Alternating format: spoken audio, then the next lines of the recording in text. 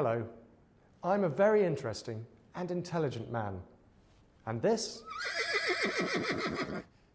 is Fred, who, as you may have noticed, is a horse.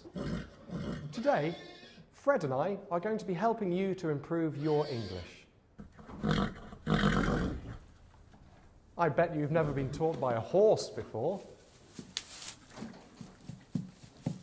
Hungry, isn't he? In fact, he eats all the time. He eats like a horse. Of course he does. He is a horse.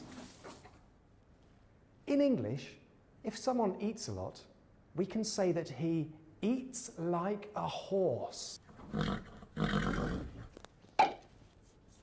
To eat like a horse. To eat a lot.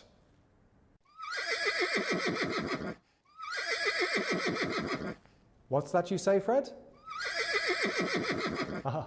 Just that silly noise horses make.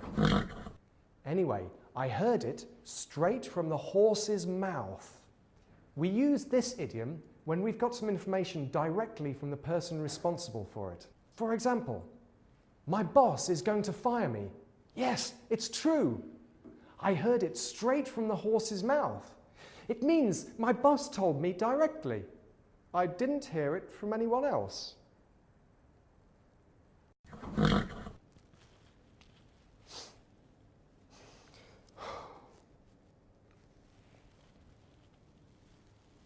Sad news, I'm afraid. Fred's died. Which means there's no point in trying to get him to work anymore. And how do we get a horse to work? That's right, by hitting it. Or, as we say, flogging it. Our next horse idiom, to flog a dead horse, which, as you can see, is completely pointless. To flog a dead horse. This means to waste effort at something that we have no chance of succeeding at. I sometimes feel like I'm flogging a dead horse when I'm teaching. My students, they never seem to learn. I don't quite understand what the problem is. Very frustrating.